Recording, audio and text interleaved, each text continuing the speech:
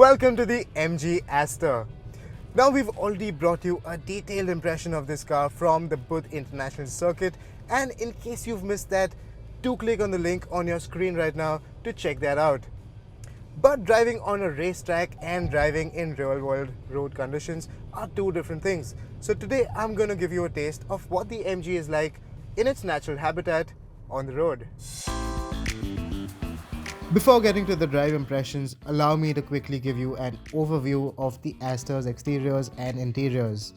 MG's celestial chrome grille with its outward radiating pattern is certainly one of the Astor's most eye-catching design features.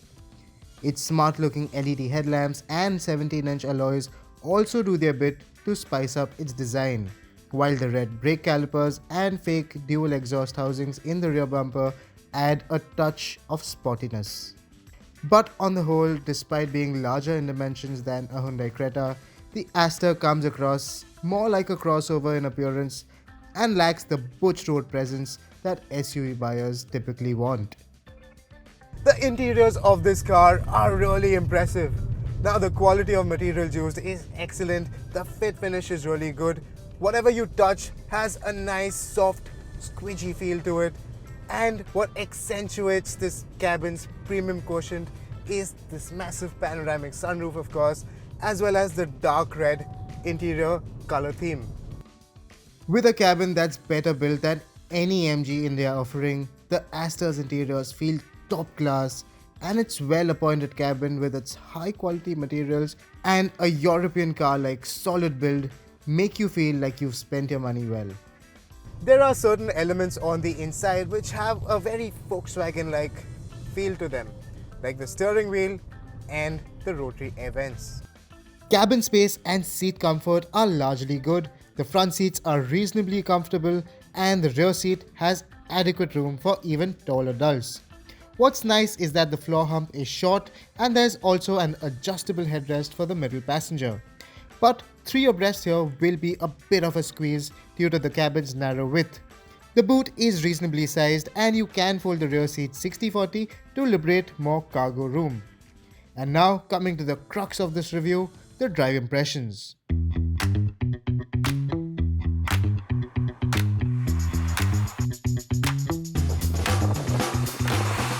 Featured here is the top spec MG Astor with the 1.3-litre turbo-petrol engine that makes 140 horsepower and 220 Nm of torque. It comes mated to a 6-speed torque converter gearbox. For a 3-cylinder unit, this aluminum engine is quite refined. Now speaking of refinement, this engine is really quiet. It is quiet at idle and hums away in the background in average driving. And even when you spin this engine to its red line, it doesn't lose its refined character. It does sound a bit thrummy when you drive at higher revs, but it's still quieter than some of its 4-cylinder rivals. What's also nice is that sound insulation is very good and you can barely hear sounds from the engine or from the outside world. It's only over coarse road surfaces that you can hear some tire noise filtering through. The 1.3-litre turbo-petrol unit has a very gradual and easygoing power delivery, which makes it likable and nice to live with. But you'll soon realize that this motor doesn't rev too high. It maxes out revs at 5,600 RPM. But this motor isn't about high revving excitement, it's about drivability and linearity, and that's where it does reasonably well. The engine doesn't deliver that rush of performance in the mid-range we've come to associate with turbos. The 6-speed torque converter automatic transmission is one of the smoothest ones around. On first impression, you could mistake it for a CVT, and I mean that in a good way, and that's because you can barely feel the transition between gears, especially on the upshifts. It's nice and responsive when driven with a light foot. When it comes to downshifts though, it is a bit slow and there are no paddle shifters for a sporty feel. But like I said before, this isn't a car that's giving you a sporty vibe. It's more of a relaxed, easygoing car. It's not an exciting engine gearbox per se, but the performance numbers are actually good. For reference, the Astor does 0 to 100 km/h sprint in just 10.23 seconds. It's slower than its turbo-petrol rivals, but not slow in absolute terms. It's not the quickest in kickdown acceleration either, but again, you'll find performance satisfactory. One peculiarity that I noticed with this engine and gearbox combination is that when you lift your leg off the accelerator, the car continues to accelerate momentarily and thus giving you the feeling that it's running away from you. Now I suspect that MG engineers have calibrated it this way so that when you lift off, it doesn't get jerky while decelerating, and well, this does take some getting used to. Even the brake pedal feel is very gradual, and again, it's to do with the smooth character of this car. Now, despite having all-wheel disc brakes, braking performance is par for the course. The other aspect that I'd like to talk about is comfort, and that's where I'm talking about its softly set up suspension. This car absorbs road imperfections and bad roads very nicely, giving a genuine premium car vibe. What's not nice, however, is at higher speeds you feel a lot of vertical movements, and that's a trade-off for low speed comfort. And well, as you might have already guessed it, this car isn't really a corner carver. It does feel quite roly-poly around corners, and even the steering doesn't give you that feel or feedback to offer a sporty drive. Now the Astor does get steering modes which change the weight of this electric power steering, and well, there is a difference between the modes, but it doesn't do much in terms of feel or feedback. Urban mode is suitable for city life, and dynamic is best used when going at quicker speeds. Now coming to one of the talking points of the MG Astor, which are its advanced driver assistance systems.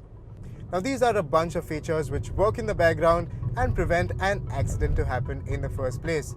With accidents caused due to distracted driving going up by the day, these features could really be a lifesaver in certain situations. The first feature that I'll talk about is adaptive cruise control. Now like cruise control, you can a preset speed and the car will maintain it for you. But the Astor goes a step further, and if the car in front of you slows down, the Astor will slow down too without you requiring to press the brake.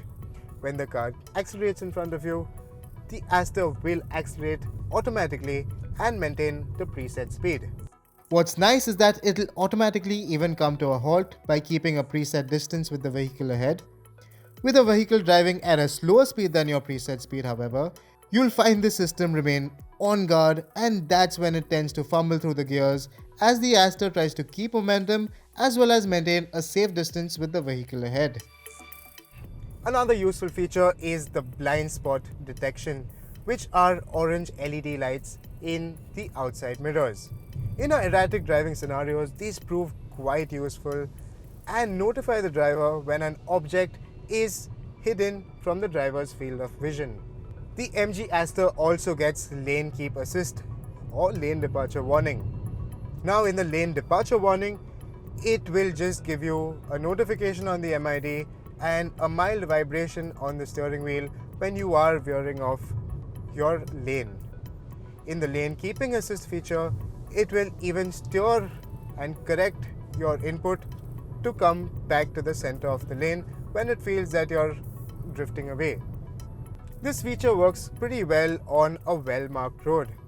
The driver can leave the steering for around 15 seconds, after which the car commands the driver's attention and will eventually deactivate the system. Like most other systems of this kind, the MG's is designed for mild curves. It's not meant to take over the job of steering and is only to be used as a safety feature. Personally, I'd prefer leaving this feature off because I found myself wrestling with the steering wheel as it tried to correct my driving line. Another very useful feature is the cross traffic alert, which is very useful when you're reversing out of a perpendicular parking spot. It displays a warning triangle on the touchscreen as it detects a vehicle approaching. While the feature is really handy, the 360-degree camera display quality, however, leaves a lot to be desired. I did like how detailed the 2D vehicle display is. It'll even show if you've depressed the brake or have your indicators on. Among 14 autonomous level 2 features are frontal collision warning, where it'll warn the driver in case if the vehicle or pedestrian ahead is too close, and will even reduce the speed of the vehicle if the driver doesn't react as part of the autonomous emergency braking function. This speed assist system will detect speed limit signs on the road, warn you of speeding cameras on the way, and in its intelligent mode, it'll also automatically drop the speed to match the legal speed limit. There's also an intelligent high beam control where if you're driving on high beams on poorly lit roads, it'll automatically dip the headlamps when it detects an oncoming vehicle so that it doesn't blind the other road users. While some of these aren't perfect in their operation, but they're a great option to have. And if your wallet is willing to make the Rs 76 to 93,000 stretch over the top spec sharp automatic variants, it's certainly an option worth taking. There's also the cutesy artificial intelligence robot that's one of the Astor's talking points. In addition to the welcome and goodbye messages, the robot performs certain voice commands like adjusting the climate control, and it'll also answer some questions with the help of Wikipedia. It'll even humor you by telling you a joke, and while some might find this feature a bit gimmicky, others, especially children, are likely to take a liking to this little robot. There are also some in vogue features on offer like a panoramic sunroof, digital dials, and connected car features, along with other kit which is on your screen right now.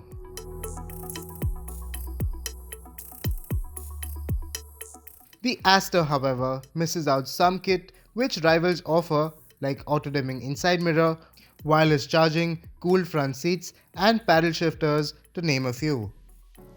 On analyzing the MG Astor's pricing, its starting sub 10 lakh rupee price for the base petrol manual variant spells phenomenal value for money. The CVT commands a premium of Rs 1 to 1.5 lakh over the 1.5 litre petrol manual, and the turbo automatic is Rs 1.5 to 1.7 lakh pricier than the CVT.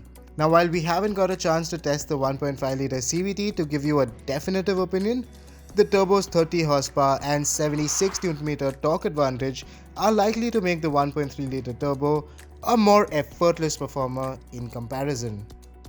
In summary, the MG Astor is a refined, smooth and comfortable mid-size SUV. Now, while it isn't for the driving enthusiast, those with a laid-back style of driving will gravitate towards its congenial and its relaxed persona. The controls are light, the engine is likable, and the gearbox for the most part is pretty smooth. Add to that, the interiors are excellent, its equipment list is really long, including some ADAS features, and there's more. The Astor's build is top class and its posh cabin makes you feel like you've spent your money well. And when you consider its price, it is its value proposition that certainly makes it worthy of being on your shortlist.